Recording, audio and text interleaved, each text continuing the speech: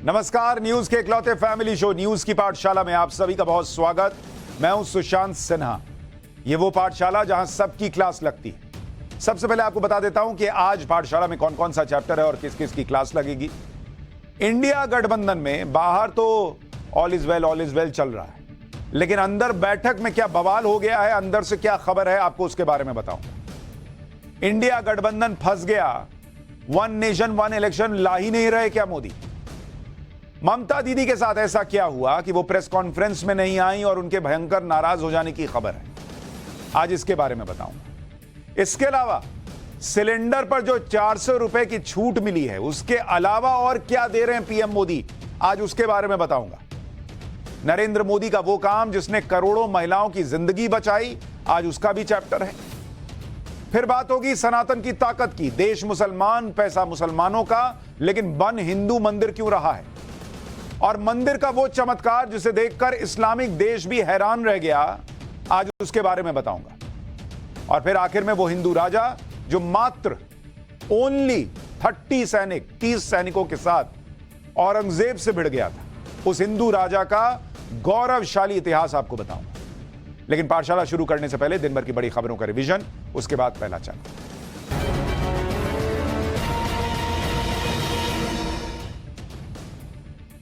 देश की इकोनॉमी के लिए एक और अच्छी खबर आई है। अगस्त 2003 में रिकॉर्ड जीएसटी कलेक्शन हुआ है। अगस्त महीने के दौरान जीएसटी कलेक्शन में सालाना आधार पर 11% की बढ़ोतरी दर्ज की गई और कुल 1,59,000 करोड़ रुपए का जीएसटी कलेक्शन हुआ। भारतीय नौसेना में महेंद्रगिरी युद्धपोत को शामिल कर लिया गया। मुंबई में महेंद्रगिरी युद्धपोत के जलावतरण समारोह में उपराष्ट्रपति जगदीप धनखड़ भी शामिल हुए। महेंद्रगिरी युद्धपोत प्रोजेक्ट 17A के तहत बनाया गया है। 7वां जहाज है और यह युद्धपोत उन्नत युद्धक प्रणालियों, हाईटेक वेपन्स, सेंसर और प्लेटफॉर्म मैनेजमेंट सिस्टम से जुड़ा हुआ है। एक्टर आर माधवन FTII के नए अध्यक्ष होंगे। आर माधवन को भारतीय फिल्म और टेलीविजन संस्थान यानी FTII के अध्यक्ष और गवर्निंग काउंसिल के अध्यक्ष के रूप। तो ये हो गया दिन भर का रिवीजन। अब पाठशाला की पहली क्लास, जिसमें बात करेंगे कि इंडिया गठबंधन में बाहर तो ऑल इज वेल बताया जा रहा है, लेकिन अंदर बैठक में बवाल हो गया क्या, हमारे सूत्र क्या बता रहे हैं। कैसे फंस गया इंडिया गठबंधन, वन नेशन वन इलेक्शन ला ही नहीं रहे मोदी क्या, और ममता दीदी के साथ ऐसा क्या हुआ कि वो प्रेस कॉन्फ्रेंस में नहीं आई और उनके भयंकर नाराज होने की खबर आ रही है। आज सबसे पहले इसका चैप्टर।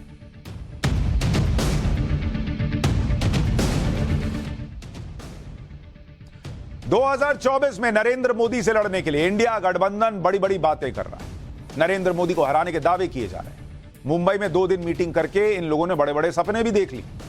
एक दूसरे के लिए ऐसी मीठी मीठी बातें बॉस, जैसे कोई भी देखकर कहेगा कि नहीं नहीं ऑल इज वेल, सब ठीक चल रहा है, कुछ गड़बड़ नहीं। लेकिन इंडिया गठबंधन यह भी कह रहा है कि उनके अंदर कोई टकराव तो नहीं है, और टकराव की बातें जानबूझकर फैलाई जा रही हैं जिससे इंडिया गठबंधन टूट जाए। गजब का गठबंधन है बॉस। खबर फैल जाएगी कि इनमें टकराव है तो ये टूट जाएंगे। तो ऐसे ही खबरें दूसरी पार्टियों के लिए भी फैलवा दीजिए। बोलिए बीजेपी में तकरार चल रही है, बीजेपी टूट गई क्या। लेकिन ये सब कहने से सच नहीं बदल जाता। कैमरे पर क्या बोला जा रहा है, अंदर क्या चल रहा है, दोनों मैच ही नहीं हो रहा। दोनों जगह अलग मामला है, अंदर बवाल होने की खबरें। आज हम आपको बताएंगे कि कैसे इंडिया गठबंधन के अंदर भयंकर लड़ाई चल रही है, हमारे सोर्सेस क्या बता रहे हैं। क्योंकि आप देखिए कि पहले यह कहा जा रहा था कि ये लोग अपना एक कॉमन लोगो लॉन्च कर देंगे, वो हुआ नहीं। यह बात चल रही थी कि गठबंधन का संयोजक मुंबई में चुन लेंगे, वो भी नहीं हुआ। बल्कि संयोजक पद के लिए तो मीटिंग में भयंकर टकराव हो गया है, बताया जा रहा है, क्योंकि सबको संयोजक का ही पद चाहिए। पहले से ही हर पार्टी अपने नेता के लिए लॉबिंग कर रही थी कि उनका नेता प्रधानमंत्री बनने के लिए सबसे योग्य है। बाहर आके कह रहे थे ना हमको पद वद नहीं चाहिए, लेकिन अंदर सोर्सेज कह रहे हैं कि सबको संयोजक का ही पद चाहिए। कैसे संयोजक पद के लिए लड़ाई झगड़ा हुआ, कैसे कुछ नेता प्रेस कॉन्फ्रेंस में नहीं आए, कैसे मुंबई में विपक्ष के इंडिया गठबंधन के बीच बड़ा खेल हो गया, यह आगे आपको बताऊंगा। लेकिन पहले यह देख लीजिए कि इंडिया गठबंधन की मीटिंग में तय क्या हुआ। वो 3 प्रस्ताव क्या हैं जो मोदी से लड़ने के लिए इंडिया गठबंधन ने दिए हैं। अब पहला प्रस्ताव इंडिया गठबंधन ने क्या दिया भाई, इन्होंने कहा कि जहां तक संभव हो पाएगा, मतलब पूरा संभव हुआ नहीं है और ना इनको लग रहा है कि होगा, लेकिन जहां तक संभव हो पाएगा इंडिया गठबंधन की पार्टियां लोकसभा चुनाव मिलकर लड़ेंगी, सीट शेयरिंग पर बातचीत तुरंत शुरू करेंगे और इसे गिव एंड टेक से जल्द तय कर लेंगे। इंडिया गठबंधन का दूसरा प्रस्ताव, इंडिया गठबंधन की पार्टियां जल्दी ही देश के अलग अलग हिस्सों में रैलियां शुरू कर देंगी। यानी जो हम कल कह रहे थे कि हो सकता है चुनाव जल्दी हो जाएं, इनको भी लग रहा है। इंडिया गठबंधन का तीसरा प्रस्ताव, प्रचार प्रसार की रणनीति मिलकर बनाएंगे और एक ही थीम रहेगी, जुड़ेगा भारत, जीतेगा इंडिया। यह प्लान डिटेल में इंडिया गठबंधन के नेताओं ने बताया। जैसे कांग्रेस अध्यक्ष मल्लिकार्जुन खड़गे ने कहा कि हर जगह रैली करेंगे, हर राज्य में जाएंगे, इंडिया गठबंधन की आगे की मीटिंग भी जल्द तय कर लेंगे। बिहार के मुख्यमंत्री नीतीश कुमार ने कहा कि जगह जगह कैंपेन करेंगे, कोई ठिकाना नहीं कि चुनाव पहले हो जाए, इसलिए विपक्ष को अलर्ट रहना होगा। दिल्ली के मुख्यमंत्री अरविंद केजरीवाल ने कहा कि सबने आगे बढ़कर मीटिंग में जिम्मेदारियां ली हैं, कोई सीट शेयरिंग करवाएगा, कोई मीडिया देखेगा, कोई सोशल मीडिया देखेगा, यानी सब अपना अपना काम बांट लेंगे और काम में लग जाएंगे। एक बार केजरीवाल जी को सुन लीजिए। यहाँ पे जितने लोग बैठे हैं कोई पद के लिए नहीं आया, सब 140 करोड़ लोगों के इस भारत देश को बचाने के लिए आए हैं, इसको तरक्की के रास्ते पे ले जाने के लिए आए हैं, कोई यहाँ पे पद के लिए नहीं आया है।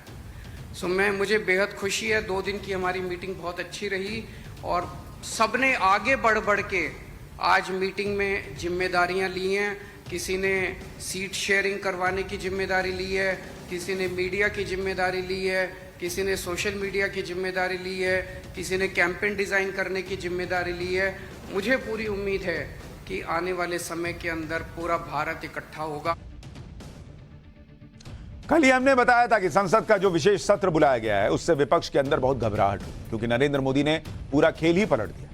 आज विपक्ष की घबराहट साफ साफ दिख भी गई, क्योंकि उन्हें इस बात का डर है कि कहीं चुनाव पहले तो नहीं होने जा रहे और उनकी तैयारी अधूरी ही रह जाएगी।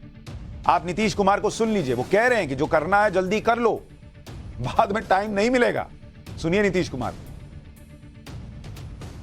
हम कोशिश करते रहे, बहुत कहते रहे कि जरा मिल जाइए, तो बात समझते समझते हो गया। अब तो हम यही चाहते हैं कि अब तेजी से काम हो। तो आज ही तय कर लिया है लोगों ने कि अब तेजी से हम लोग अभी से शुरू कर देंगे। अब कोई ठिकाना नहीं है, चुनाव समय के पहले भी हो सकता है, कोई ठीक नहीं है। इसलिए हम लोगों को भी तो अलर्ट रहना न पड़ेगा। इसलिए हम लोग सब इंटरनल बात पूरा कर लिए, यही पूरा बातें हैं। और बाकी कई लोगों को अब जिम्मेवारी दे दी गई है, सब तरह का काम करेंगे, इसके लिए बहुत अच्छा है। यानी जो मैंने आपसे कल कहा था वही बातें दोहराई जा रही हैं कि चुनाव हो सकता है पहले हो जाए। जो मैंने आपको कल कहा था कि वहां खाना खाते खाते सब यही चर्चा कर रहे होंगे कि मोदी जी क्या करने जा रहे हैं। कुछ लोगों ने हो सकता है पाठशाला देखी, उनको भी लगा कि कहीं ऐसा ना हो चुनाव पहले हो जाए।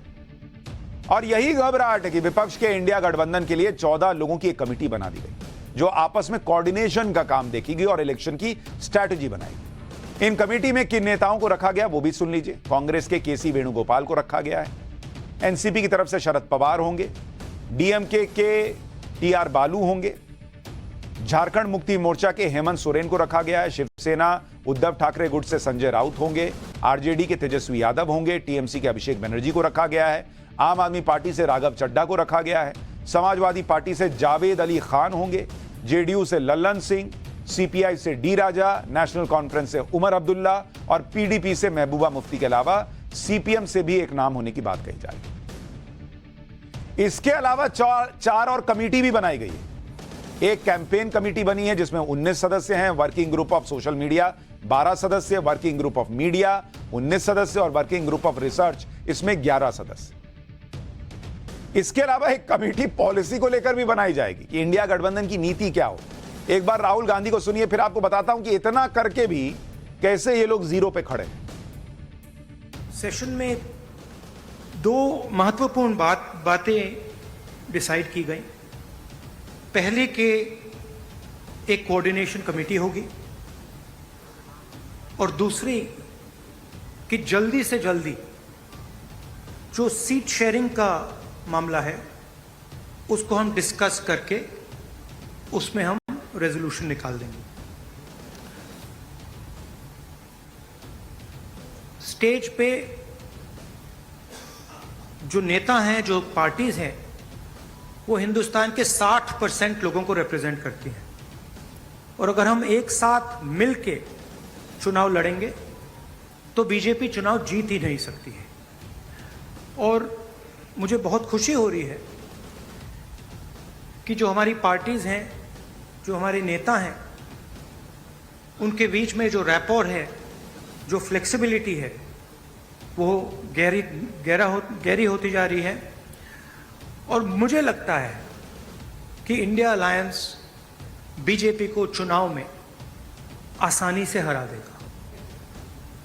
एक हम कमेटी बना रहे हैं जो पॉलिसीज़ के बारे में डिस्कशन करेगी, और जो हमारे किसान हैं, मजदूर हैं, गरीब लोग हैं, उनके लिए जो हमारा विजन है वो हम थोड़ी ही देर में हिंदुस्तान को, आप सबको दिखाएंगे। राहुल गांधी को लग रहा है कि नरेंद्र मोदी को हम लोग बहुत आसानी से हरा देंगे भाई, लेकिन हराने की बात तो आसान लग रही है। जो काम आसानी से हो जाना चाहिए वो तो इनसे आसानी से हो नहीं रहा। आप सोचिए कि ये वो लोग हैं जो 3 मीटिंग कर लिए लेकिन अभी तक ये तय नहीं कर पाए हैं 3 मीटिंग के बाद नरेंद्र मोदी को आसानी से हरा देंगे कह रहे हैं, लेकिन 3 मीटिंग हो गई। 3 मीटिंग के बाद नीति क्या है पता नहीं भाई, हमको नहीं पता, अभी पता नहीं है, आपको बताएंगे आगे। राहुल गांधी अभी कहे ना बताएंगे हम लोग की क्या है, अभी बताएंगे। 3 मीटिंग के बाद इनकी नीति तय नहीं हो पा रही आसानी से, ये नरेंद्र मोदी को आसानी से हराएंगे। नेता कौन है, कौन है भाई चेहरा आपका पता नहीं, अभी हम आगे बताएंगे। ये काम आसान नहीं है। नरेंद्र मोदी को हराना आसान है, बीजेपी को हराना आसान है, नेता चुनना थोड़ी आसान काम है। सीट शेयरिंग अभी हुई नहीं। ए भाई मुझे ये बताइए, ये 3 जो मेन काम हैं 1, 2 और 3, ये 3 काम आपसे हो नहीं रहे जो आपको सबसे आसानी से कर लेना चाहिए था, इतनी प्यार मोहब्बत है तो।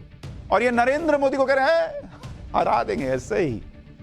भाई यही 3 सबसे अहम और बुनियादी सवाल हैं जो विपक्ष के गठबंधन से हर कोई पूछ रहा है, और इन सवालों के जवाब 3-3 मीटिंग के बाद भी नहीं मिले। यानी इनका हाल ये है, ये वो डॉक्टर है जो कह रहे हैं कि हम तो ऑपरेशन एकदम सफल कर देंगे बॉस, चिंता नहीं, एकदम ठीक कर देंगे, आपका कठिन से कठिन ऑपरेशन कर देंगे। लेकिन अभी ये यही नहीं बता रहे हैं कि किस हॉस्पिटल में एडमिट होंगे, किस ऑपरेशन थिएटर में होगा, वहां पे क्या क्या व्यवस्था होगी नहीं होगी, कुछ नहीं पता। लेकिन हम कर देंगे, सर्जरी कर देंगे, आप आइए ना। लेकिन ऊपर से सब ये दिखावा कर रहे हैं कि जैसे ये सब पूरा प्लान बन गया है, जैसे एक दूसरे में कोई टकराव नहीं, कोई भी एक दूसरे के लिए कुर्बानी देने को तैयार है। लेकिन सच ये है कि अंदर ही अंदर एक दूसरे को काट रहे हैं ये लोग। हमारे सूत्र मीटिंग के अंदर की वो बातें बता रहे हैं जिसे सुनकर सबको इनकी सच्चाई पता चलेगी। सूत्र बता रहे हैं कि विपक्ष की बैठक में संयोजक पद को लेकर भी चर्चा हुई, लेकिन 3 नेताओं ने इसका जमकर विरोध किया। ममता बनर्जी, नीतीश कुमार और एमके स्टालिन ने काफी जोर देकर इसका विरोध किया। सूत्र बता रहे हैं कि बैठक के दौरान गहमा गहमी का माहौल बन गया, क्योंकि ये तीनों नेता किसी एक को गठबंधन का संयोजक बनाने के पक्ष में नहीं थे। बाकी नेताओं ने यह भी विकल्प दिया कि एक से ज्यादा संयोजक रख लेते हैं, लेकिन ये तीनों नेता ममता बनर्जी, स्टालिन और नीतीश कुमार, ये तीनों इस बात पर अड़े रहे कि कोई संयोजक नहीं होगा। सूत्र बता रहे हैं कि ममता बनर्जी विपक्ष की बैठक के तुरंत बाद वहां से चली गई, प्रेस कॉन्फ्रेंस में शामिल नहीं हुई। बताया जा रहा है ममता बनर्जी फायर हैं, बम की हुई हैं, नाराज हैं। जबकि पटना और बेंगलुरु की बैठक में ममता बनर्जी प्रेस कॉन्फ्रेंस में मौजूद थी, उन्होंने प्रेस कॉन्फ्रेंस में अपनी बात भी रखी थी, लेकिन इस बार मुंबई में वो प्रेस कॉन्फ्रेंस में नहीं आई। ममता बनर्जी की नाराजगी का संकेत राहुल गांधी ने भी दिया। सुनिए राहुल गांधी की स्पीच का वो हिस्सा जिस पर बहुत ज्यादा लोगों ने ध्यान नहीं दिया, सुनिए। There are differences of course, but I am extremely impressed by the way those differences are minimized and ironed out. Rahul Gandhi कह रहे हैं कि बहुत मतभेद हैं, लेकिन फिर जोड़ रहे हैं कि भाई उस पर काम जिस तरह से हो रहा है ये बहुत अच्छी बात है। ममता बनर्जी इस गठबंधन की एक बेहद अहम नेता है। जाहिर सी बात है प्रेस कॉन्फ्रेंस में उनके ना होने पर सवाल उठेंगे, क्योंकि सबको यही उम्मीद थी कि ममता बनर्जी प्रेस कॉन्फ्रेंस में जरूर होंगी। लेकिन वो प्रेस कॉन्फ्रेंस के लिए रुकी ही नहीं। जैसे पिछली बार नीतीश कुमार नहीं रुके थे, इस बार ममता बनर्जी ने वही किया। यहां तक कि लालू प्रसाद यादव को भी इस पर हैरानी हुई कि ममता बनर्जी प्रेस कॉन्फ्रेंस में है ही नहीं। लालू जी को तो सुन के लगा कि इनको पता ही नहीं कि ममता दीदी चली गई हैं। लालू यादव ने अपने भाषण के दौरान ममता बनर्जी का जिक्र किया, लेकिन फिर उन्हें बताया गया कि दीदी तो गई, उनकी फ्लाइट थी। फिर लालू यादव ने अपने अंदाज में इस बात को संभाला और कहने लगे कि हमारी भी प्लेन है, हम भी चले जाएंगे। एक बार सुनिए लालू यादव की आज की स्पीच का वो मजेदार हिस्सा। हम सब लोग ज़्यादा भाषण नहीं, भाषण का तो मेरा, हमारे दीदी भी यहाँ बैठी हुई है, ममता दीदी निकल गई। अच्छा चले, तो सारे जो उस समय लोग थे हमारे साथी, बालू जी भी निकल गए।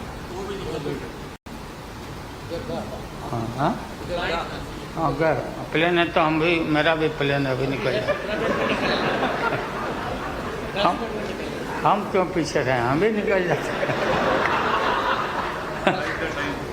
फ्लाइट के टाइम आ गया। और राहुल गांधी जी को भी हम काफ़ी मजबूती के साथ विश्वास हम लोग दिलाते हैं कि हम सब एकजुट हो करके सभी लोगों को एकोमोडेट करके आगे सीट शेयरिंग अब शुरू होगा। सीट शेयरिंग, और सीट शेयरिंग में हम लोग सब लोग सफल होंगे, कोई दिक्कत कठिनाई नहीं होगी, कहीं कोई हर्डल नहीं होगा।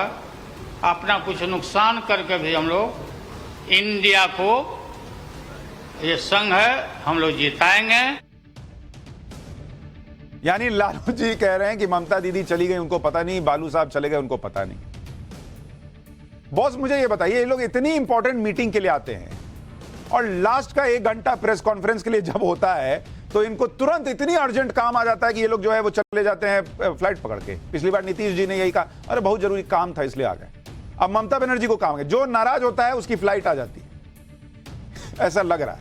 इस मीटिंग में इंडिया गठबंधन का कोई एजेंडा क्लियर नहीं हुआ, सिर्फ एक ही एजेंडा इनका दिखा कि नरेंद्र मोदी को कोसो, ये बताओ कि देश तो बर्बाद हो गया। एक बार सुन लीजिए इंडिया गठबंधन के नेताओं ने प्रधानमंत्री नरेंद्र मोदी को लेकर क्या कहा। वही पुरानी बातें हैं, नया इसमें कुछ नहीं, एजेंडा इसका निकला नहीं, लेकिन नरेंद्र मोदी को कोसने में कोई कमी नहीं। एक ही, सबका उद्देश्य एक ही है कि महंगाई को कैसा कम करें, इसके लिए कैसा लड़े, अनएम्प्लॉयमेंट के लिए कैसा हम लड़े। और इतने प्राइसेस जो बढ़ रहे पेट्रोल और डीजल के, और खास करके मोदी जी हमेशा 100 रुपए बढ़ाते हैं,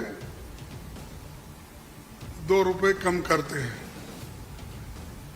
अब पेट्रोल की, एलपीजी की जो दाम थी वो मोर और लेस डबल हो गई, लेकिन उन्होंने उसमें से सिर्फ 200 रुपए कम किया, यानी 700 बाकी रहा। यानी पहला जो 55 रुपए में एक सिलेंडर मिलता था, उसको उन्होंने अभी भी 70 रुपए में ही 70-75 में रखा। तो ये देश चलाने की रीत नहीं है, ये उन्होंने आहिस्ता आहिस्ता डिक्टेटरशिप की तरफ जा रहे हैं। वही पुराना गाना है कि देश जो है वो तानाशाही की तरफ जा रहा है। लेकिन खड़गे साहब ने एक बात कही कि मोदी जी 100 रुपया बढ़ाते हैं, 2 रुपया छोड़ते हैं, और उन्होंने सिलेंडर का जिक्र किया कि अभी सिलेंडर में 200 रुपया और उज्ज्वला वालों के लिए 400 रुपया कम किया, उनको कम लग रहा है।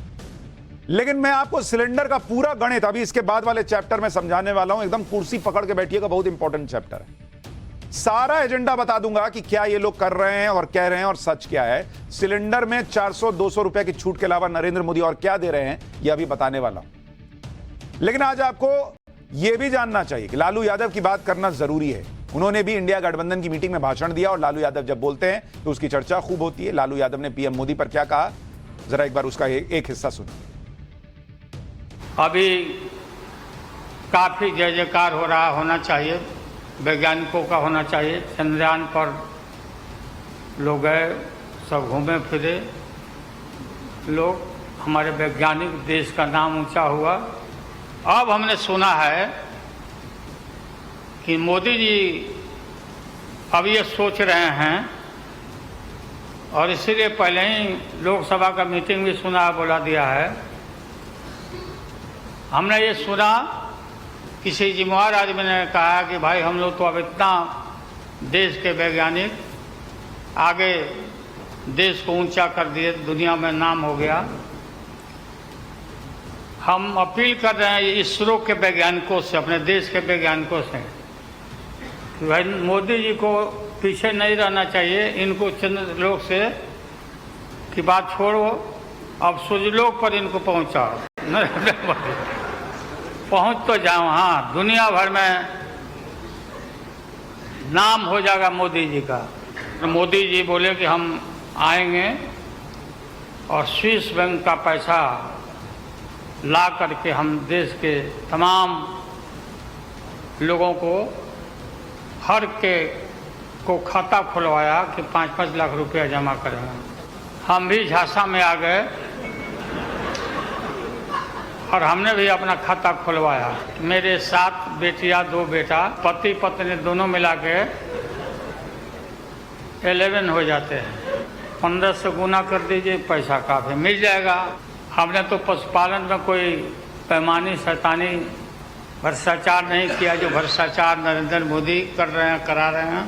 सारे देश भर के लोग खाता खुलवा दिया, सब गरीब गुरबा आदमी प्रचारित करवाया इन लोगों ने। हो सकता है भाई मिल जाए, पैसा है देश का तो मिल जाए, वापस आ जाए।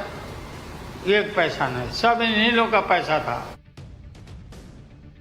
लालू यादव थोड़ा मजा लेते हैं हर चीज में, वही वो कर रहे थे। लेकिन इस वक्त सबसे बड़ी बात यह है कि इस तीसरी बैठक में काम का कुछ नहीं निकला। हाँ, कुछ लोग मीटिंग छोड़ के बाद में निकल गए, अब उसकी चर्चा ज्यादा है। क्या होगा नहीं होगा ये पता चल जाएगा। लेकिन जो हमने आपको कल कहा था कि 1 नेशन 1 इलेक्शन, उसकी संभावना कम है। हो सकता है पहले चुनाव हो जाए, उसका डर ज्यादा दिख रहा है और इसलिए गियर बदल दिए, जल्दी जल्दी करो जी, सीट शेयर करो। लेकिन एक मुद्दा सिलेंडर का भी उठा, तो पाठशाला में अब सिलेंडर का चैप्टर खोल रहा हूं। एलपीजी सिलेंडर का, सिलेंडर पर 400 रुपए की छूट के अलावा पीएम मोदी और क्या दे रहे हैं। मोदी का वो काम जिसने करोड़ों महिलाओं की जान बचाई, ये जरा इंपॉर्टेंट चैप्टर देखिए देश का।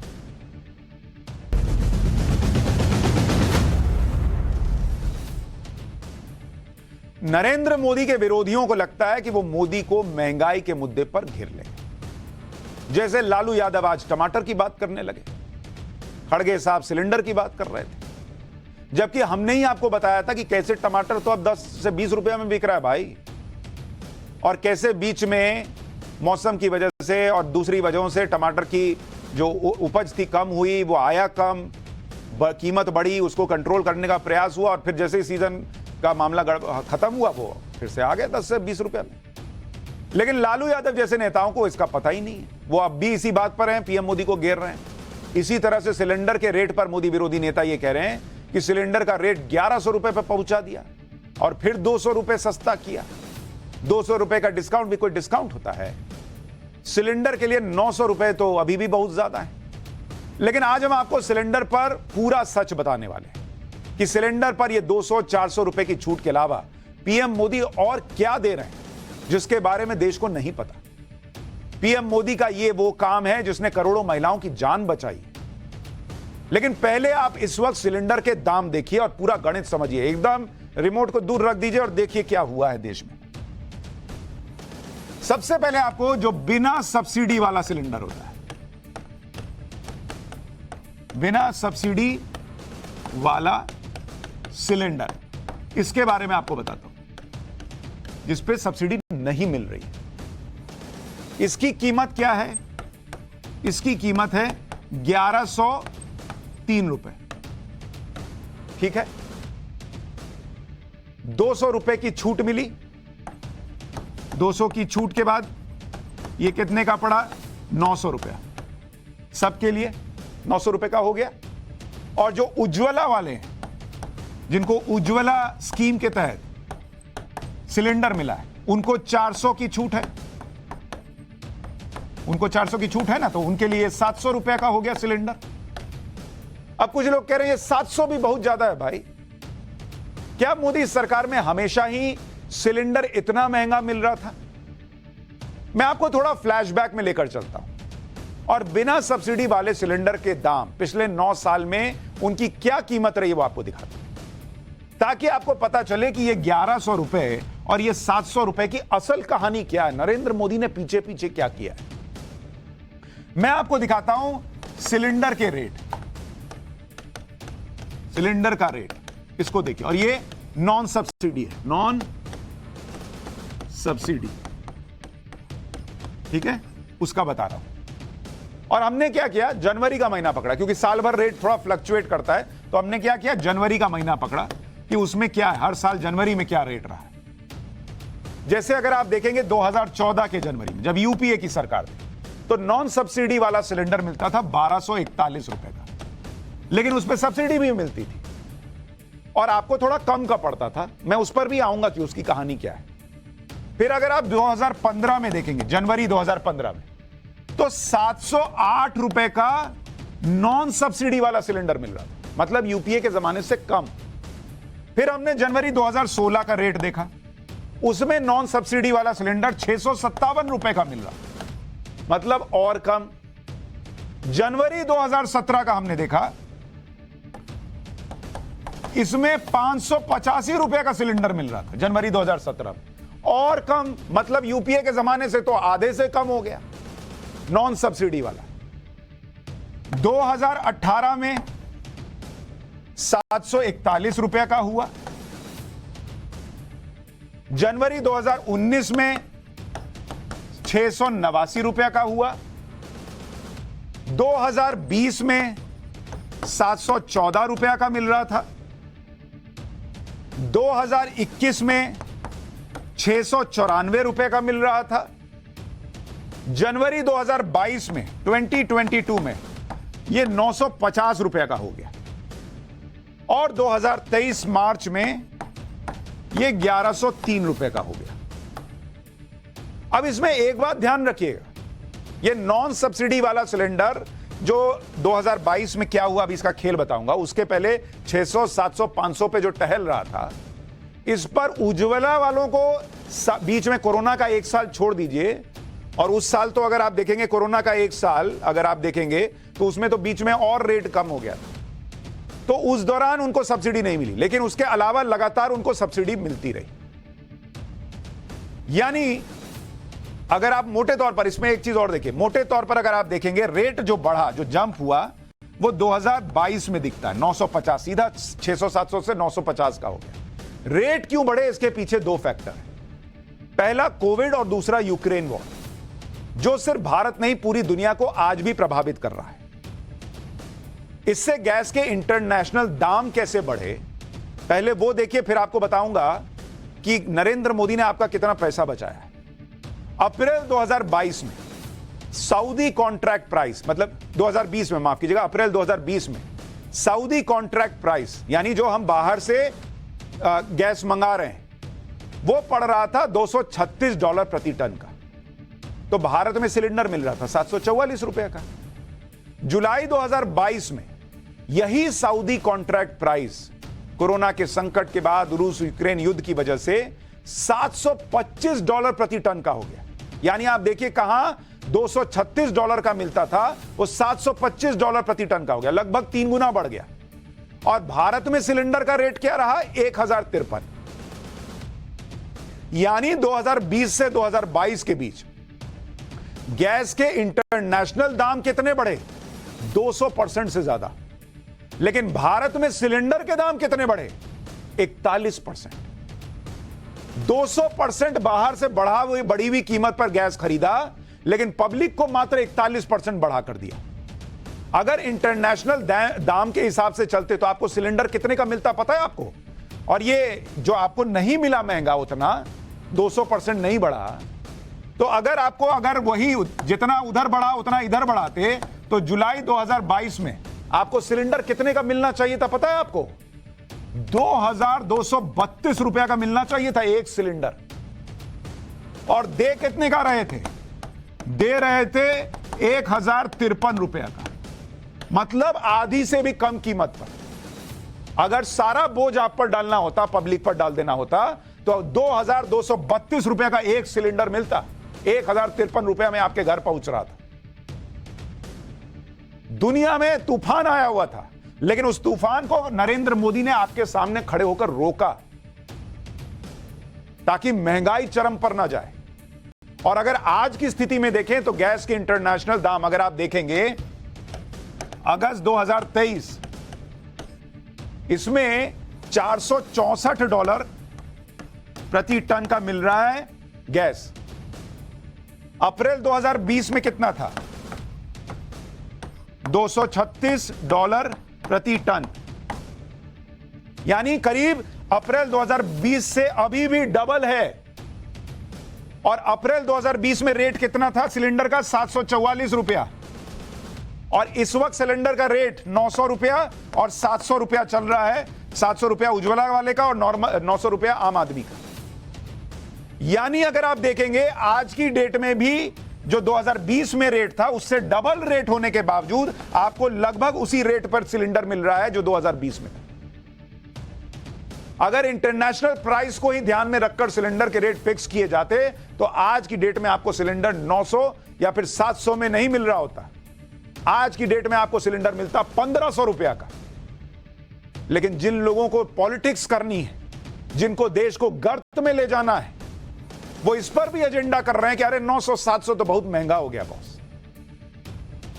अपने जमाने में जो लोग सब्सिडी दे देकर ऑयल बॉन्ड जारी कर करके देश को डुबा दिए, छोड़ के चले गए कि दूसरा ऑयल बॉन्ड भरेगा, वो सब्सिडी देकर भी 500-600 का दे रहे थे। नॉन सब्सिडी वाला भी उसी रेट पर दिया जा रहा था। लोगों ने खुद सब्सिडी छोड़ी नरेंद्र मोदी के नाम पर, उनके कहने पर।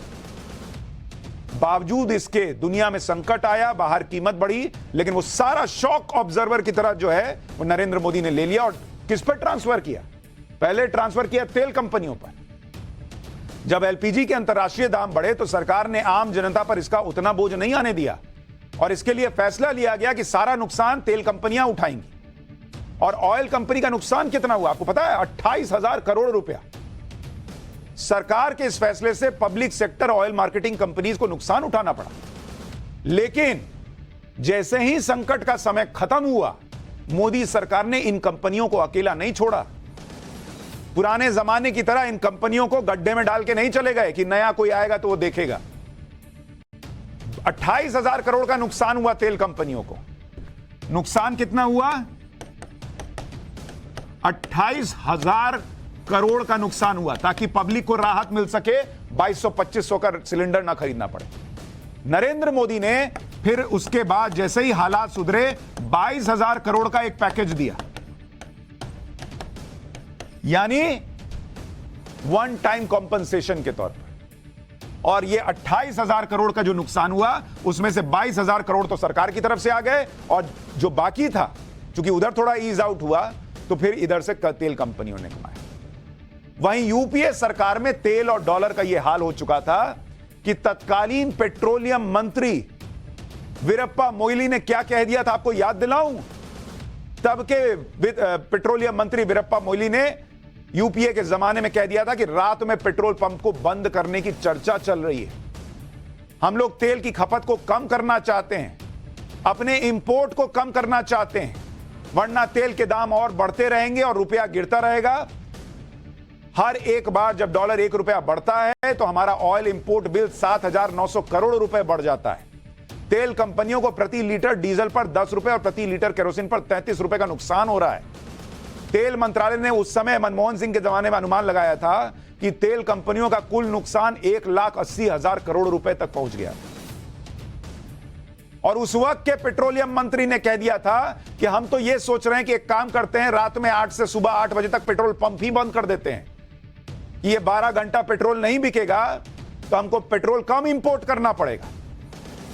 ऐसी भी सरकार, ऐसा भी सोचने वाली सरकार इस देश में रही है। और आज की डेट में जो लोग गाली दे रहे हैं, बताइए, वो मुझे तो हंसी आती है कि कोई संकट आ जाए, ना तेल कम हुआ है, ना एलपीजी जो है उसकी खपत कम हुई है, उसमें कोई कमी आई है, और ये लोग गाली देते हैं, ये सब फैक्ट्स छुपाकर। आप ये भी देखिए कि गैस कनेक्शन में बड़ा उछाल 2014 में मोदी सरकार के आने के बाद आया। आप हैरान रह जाएंगे सुनकर कि भारत में एलपीजी गैस की शुरुआत 1950 में हो गई थी। तब से लेकर अब तक कुल कनेक्शन की संख्या 33 करोड़ पर पहुंची है। लेकिन इस 33 करोड़ गैस कनेक्शन का सफर देखेंगे आप कि cylinder 33 crore cylinder gas connection 1950 से लेकर 2014 तक अगर आप देखेंगे गैस कनेक्शन देश में, बॉस आप हैरान रह जाएंगे कि इस देश में क्या हुआ है। 60 साल में करीब 14.5 करोड़ जो हैं वो गैस के कनेक्शन थे देश के अंदर। 14.5 करोड़ एलपीजी कनेक्शन 60 साल में ये लोग दे पाए। और 2014 से लेकर 2023 के अंदर यानी 9 साल में ये पहुंचकर कितना बढ़ गया, ये 18.5 करोड़ और बढ़ गया। यानी अगर आप टोटल अब कीजिएगा तो ये करीब करीब 33 करोड़ के आसपास बैठता है। बॉस आप अंतर देख रहे हैं, क्या बात कर रहे हैं आप। 60 साल में 14.5 करोड़ लोगों को आप एलपीजी का कनेक्शन दे रहे हैं और 9 साल में 18.5 करोड़ आदमी को एलपीजी का कनेक्शन मिल रहा है। केरोसिन से खाना बनाना ऑलमोस्ट खत्म हो गया, जिसमें आदमी मर रहा था, और आप लोग तमाशा बनाते हैं देश का। अप्रैल 2014 तक देश की 44% आबादी ऐसी थी जिसकी पहुंच एलपीजी सिलेंडर तक नहीं थी। 2015 में एक स्टडी में यह भी पता चला कि एलपीजी का लिमिटेड डिस्ट्रीब्यूशन नेटवर्क और कनेक्शन लेने की ज्यादा कॉस्ट की वजह से कनेक्शन ज्यादा नहीं मिल रहे। यहां एक और बात जिस पर कोई ध्यान नहीं देता कि मई 2016 में मोदी सरकार ने उज्ज्वला योजना की शुरुआत की, जिसके तहत गरीब परिवारों को मुफ्त में रसोई गैस कनेक्शन दिया गया। और इस फ्री गैस कनेक्शन का जो खर्च था वो भी मोदी सरकार उठा रही थी। उसका कैलकुलेशन कहां है? 200, 700, 400 रुपया गिन रहे हैं। ये कुल खर्च 1600 रुपए, जिसमें cylinder, security deposit, gas pipe, booklet, regulator, ये 1600 रुपए का खर्च नरेंद्र मोदी सरकार ने उठाया उन 10 करोड़ लोगों के लिए गैस कनेक्शन देने के लिए जिन्हें उज्ज्वला के तहत सिलेंडर मिला। इसके अलावा ऑयल कंपनी गरीबों को 2000 रुपए का आसान लोन दे रही थी उज्ज्वला 1 में। इस 2000 रुपए से पहला सिलेंडर और गैस स्टोव मिलता था, और ये 2000 रुपए उस वक्त देने नहीं पड़ते थे। ये जो गरीबों को गैस सिलेंडर पे सब्सिडी मिलती थी उसमें से धीरे धीरे धीरे तेल कंपनियां अपना काटती थी। मतलब गरीब पर कोई सीधा बोझ नहीं आया। ये 1600 और 2000 रुपए का कैलकुलेशन कहां गया बॉस? 10 करोड़ लोगों को मिला है ये। फिर अगस्त 2021 को प्रधानमंत्री मोदी ने उज्ज्वला योजना का दूसरा चरण लॉन्च किया, जिसमें 2000 रुपए का लोन अब सरकार चुकाती है। मतलब वो जो सब्सिडी से 2000 रुपया कटता था स्टोव का और पहला सिलेंडर का, वो भी अब नहीं देना, वो 2000 रुपए अब सरकार दे रही है। इस तरह सरकार उज्ज्वला योजना के गरीबों को कुल 3600 रुपए की राहत तो सीधे सीधे उठाकर दे रही है। 1600 रुपया कनेक्शन का, 2000 रुपया गैस स्टोव और सिलेंडर का। अब इस कैलकुलेशन को भी समझ लेते हैं। उज्ज्वला 2 में 1.5 करोड़ कनेक्शन है, 1.5 करोड़ उज्ज्वला 2 में। और अगर हर परिवार को 3600 रुपए की राहत मिल रही है तो इसका मतलब है कि सरकार ने 5400 करोड़ रुपए सीधे गरीबों को दिए हैं। इसके अलावा कोरोना काल में गरीबों की मदद के लिए अप्रैल 2020 से जून 2020 के बीच फ्री सिलेंडर दिए गए। अकेले अप्रैल महीने में 85 लाख सिलेंडर गरीबों को मुफ्त दिए गए। इसका खर्चा कौन जोड़ेगा भाई? 200 कम किया, 400 कम किया, गिन रहे हैं, इसका खर्चा कौन जोड़ेगा? यह हवा से पैसा नहीं गिर रहा, यह भी देश का पैसा है। लेकिन नरेंद्र मोदी का हिसाब यह है कि देश को बर्बाद करके दूसरी सरकार के लिए छोड़ के नहीं जाना है, तो वो मैनेज करते हैं। पहले तेल कंपनी पे डाला, गरीब को फायदा, उसके बाद तेल कंपनी को पैसा दिया, जब देश के पास पैसा आ गया तो उधर दे दिया, गरीब भी खुश, और जब उधर इंटरनेशनल रेट कम हुआ तब इधर राखी का गिफ्ट दे दिया कि भाई घटाओ इसको। पीएम मोदी ने जब उज्ज्वला योजना की शुरुआत की थी तब उन्होंने चूल्हे पर खाना बनाने की वजह से महिलाओं को हो रही स्वास्थ्य संबंधी परेशानियों पर चिंता जताई थी, उसे कम करने पर जोर दिया था। उज्ज्वला योजना की वजह से गरीब महिलाओं के मुफ्त में गैस कनेक्शन, सिलेंडर मिला, जिसकी वजह से उन्हें अब चूल्हे पर खाना नहीं बनाना पड़ता। इससे महिलाओं के स्वास्थ्य को जो फायदा पहुंचा है उसके आंकड़े सुनेंगे ना, पैरों के नीचे से जमीन निकल जाएगी। क्योंकि मिडिल क्लास आदमी है, अमीर आदमी है, उसको क्या पता कि गरीब महिला क्या सह रही थी। स्वास्थ्य मंत्रालय के मुताबिक गैस सिलेंडर का इस्तेमाल करने वाली, सुनिए ये आंकड़ा, ये सब आपको कोई और बताएगा नहीं पाठशाला के अलावा। 40% महिलाओं ने माना, 40% महिलाओं ने माना जिन्हें सिलेंडर मिला नरेंद्र मोदी के आने के बाद, उन्होंने माना कि स्वास्थ्य जो है उनका बेहतर हो गया है। आपको लगता है नरेंद्र मोदी को, जो लोग कहते हैं ईवीएम में हैक कर लिया, ईवीएम में हैक कर लिया, बॉस उन्होंने इन गरीब महिलाओं का दिल हैक कर रखा है ये सिलेंडर देकर? पूछिए उनसे जाकर, उनको पता है कि खांस खांस के क्या हाल था। 40% महिलाएं कह रही हैं कि अब हमको ठीक महसूस होता है। 40% ने माना कि अब अस्पताल कम जाना पड़ता है। बॉस आपको ये मजाक लगता है क्या कि 10 में से हर 4 महिला को अस्पताल जाना कम हो गया है?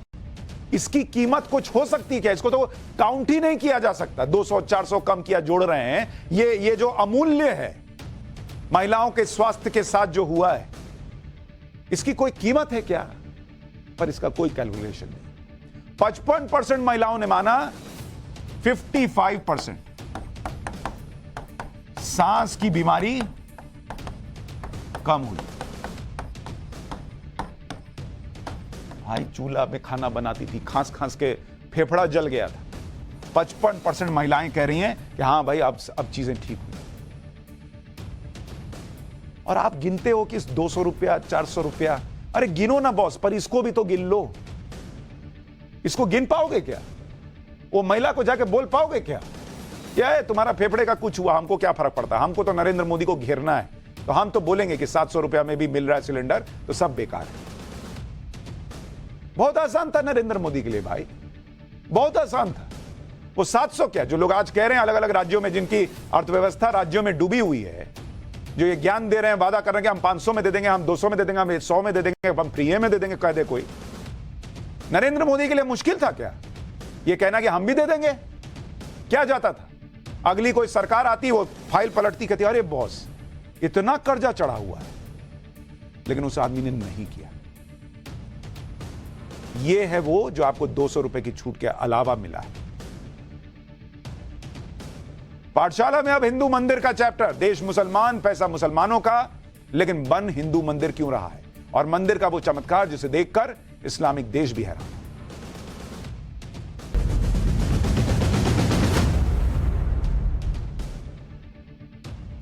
साल 2015 की बात है, जब प्रधानमंत्री नरेंद्र मोदी यूएई की यात्रा पर दुबई गए थे। वहां उनकी मुलाकात यूएई के प्रधानमंत्री से हुई। इस यात्रा के दौरान यूएई की सरकार ने पीएम मोदी की पहल पर एक हिंदू मंदिर बनाने के लिए अबू धाबी में जमीन लीज पर ली। आज वो मंदिर इस्लामिक देश में सनातन धर्म के प्रचार के लिए तैयार है और अगले कुछ दिनों में या कुछ महीनों में हिंदू अनुयायियों और दुनिया भर के पर्यटकों के लिए खोल दिया जाएगा। सबसे बड़ी बात, इस मंदिर के निर्माण में यूएई की सरकार भी मदद कर रही है।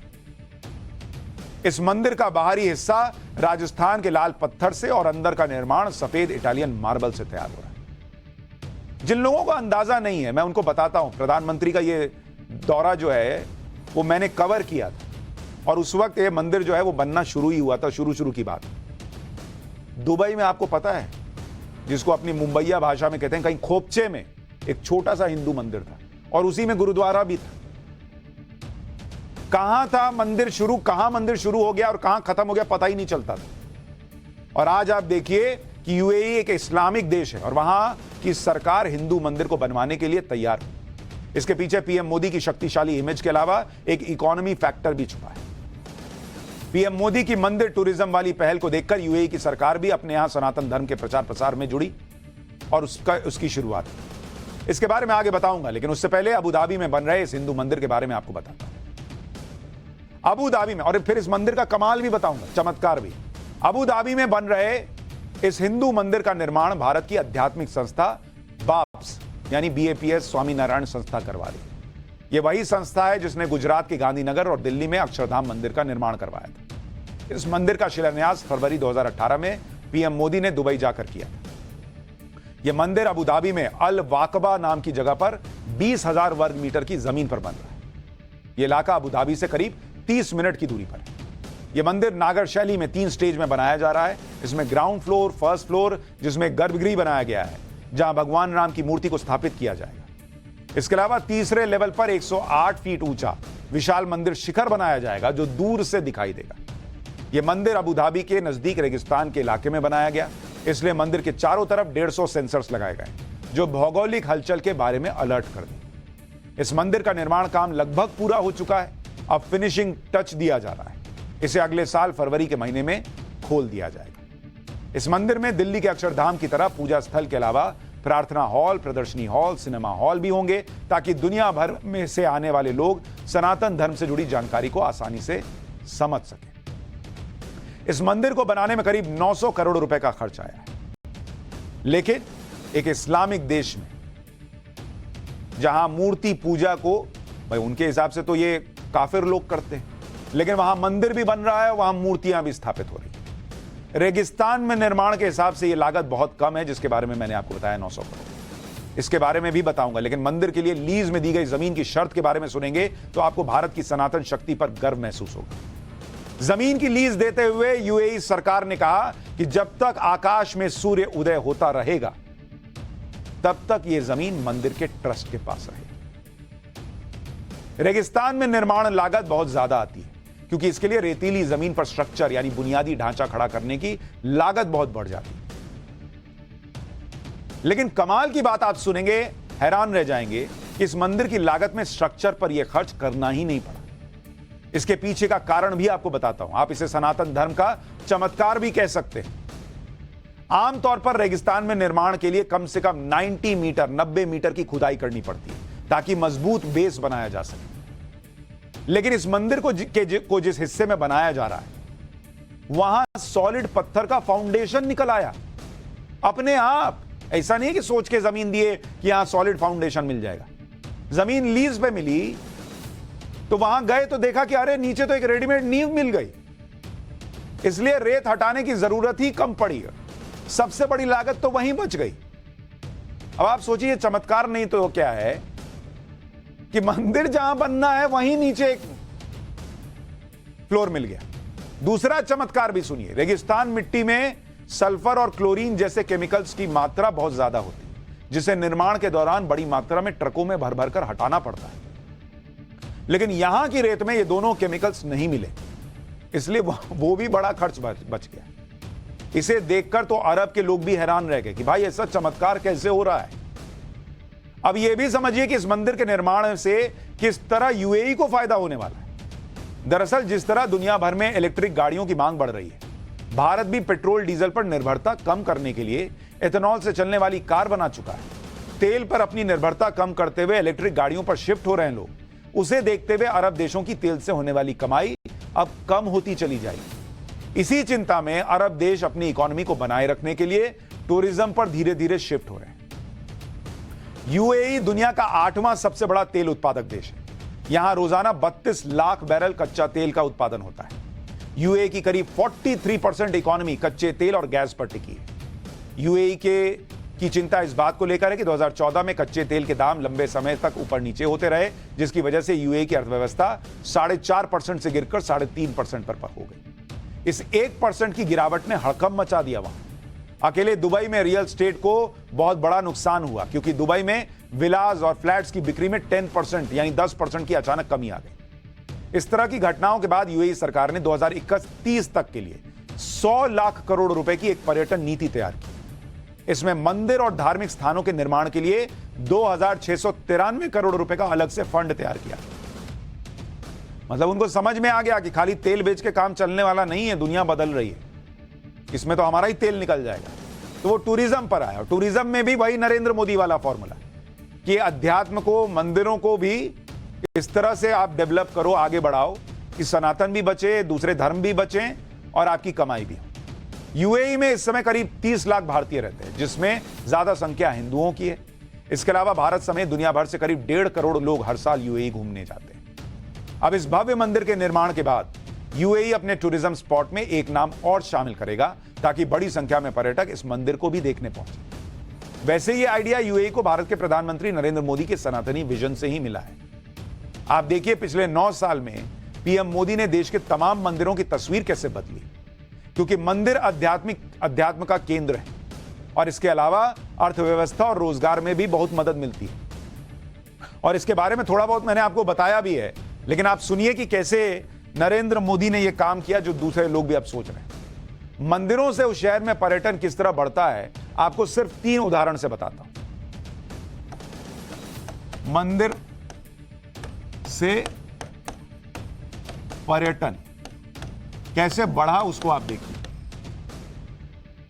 काशी विश्वनाथ कॉरिडोर, वाराणसी, नरेंद्र मोदी ने काशी विश्वनाथ कॉरिडोर बनाया।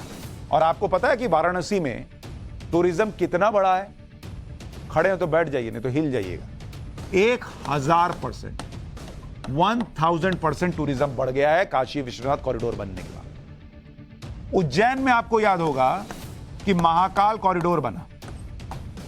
उस महाकाल कॉरिडोर के बनने के बाद जो पर्यटकों की संख्या बढ़ी, वो कितनी बढ़ी आपको पता है?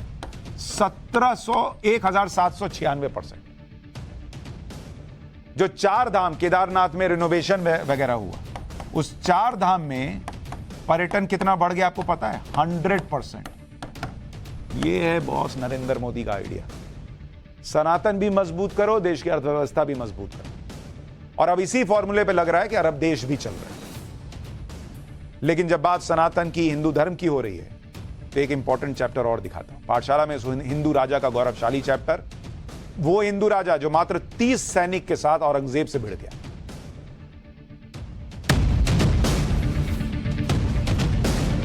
की भारी भरकम सेना को धूल चटा दी थी। इस हिंदू राजा का नाम था छत्रसाल, राजा छत्रसाल। छत्रसाल का शुरुआती जीवन कैसे कष्ट में बीता और फिर कैसे छत्रपति शिवाजी से मुलाकात ने उन्हें महान योद्धा बनाया, इसके बारे में आगे बताऊंगा। सबसे पहले राजा छत्रसाल की बहादुरी की वो कहानी बताता हूं जिसकी वजह से मुगल उनसे थर-थर कांपने लगे थे। साल था 1670 और यही वो वक्त था जब राजा छत्रसाल ने बुंदेलखंड से मुगलों को खदेड़ने के लिए लड़ाई का आगाज किया। सिर्फ 5 घुड़सवारों और 25 पैदल सैनिकों को लेकर छत्रसाल औरंगजेब की लाखों की फौज से लड़ने निकल पड़े। पहला मौका आया जब औरंगजेब ने बुंदेलखंड के ओरछा इलाके में मंदिरों पर हमला करने के लिए फिदाई खान को भेजा। ओरछा पर उस वक्त राजा सुजान सिंह का शासन था। राजा सुजान सिंह ने छत्रसाल के पिता की हत्या में मुगलों की मदद की, लेकिन इस बार मुगलों से बचने के लिए उन्होंने छत्रसाल से माफी मांग ली और मदद की गुहार लगाई। 8 मई 1670 को फिदाई खान के ओरछा के मंदिरों तक पहुंचने से पहले ही छत्रसाल के सैनिकों ने मुगल सेना को 2 तरफ से घेर लिया। छत्रसाल और सैनिकों की बहादुरी की वजह से फिदाई खान को वापस भागना पड़ा। 3 दिन बाद फिदाई खान वापस लौटा तो दोबारा राजा छत्रसाल अपनी सेना समेत तैयार मिले। दोबारा जंग छिड़ी और फिदाई खान की सेना को भारी नुकसान उठाना पड़ा। इस लड़ाई में छत्रसाल की जीत हुई। यह लड़ाई कितनी महत्वपूर्ण है इसे ऐसे समझ सकते हैं कि झांसी से करीब 50 किलोमीटर उत्तर में धूमघाट इलाके में जिस जगह पर दोनों सेनाएं भिड़ी थीं उसे आज भी बुंदेलखंड की हल्दी घाटी के नाम से जाना जाता है। धूमघाट पश्चिम की तरफ से बुंदेलखंड का एंट्री पॉइंट है।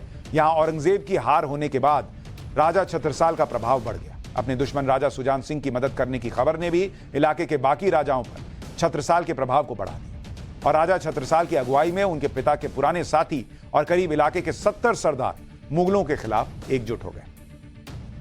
लेकिन अब सवाल यह कि इसके बाद क्या हुआ और छत्रपति शिवाजी महाराज का राजा छत्रसाल पर क्या प्रभाव था। यह कहानी बड़ी इंटरेस्टिंग है, लेकिन अभी समय कम है, इसलिए पूरी कहानी आपको सोमवार को पाठशाला में बताऊंगा। फिलहाल एक छोटा सा ब्रेक ले रहा हूं और ब्रेक के उस पार आपको बताऊंगा कि क्या पीएम मोदी G20 के लिए कार खरीदने में 400 करोड़ रुपए खर्च कर रहे हैं।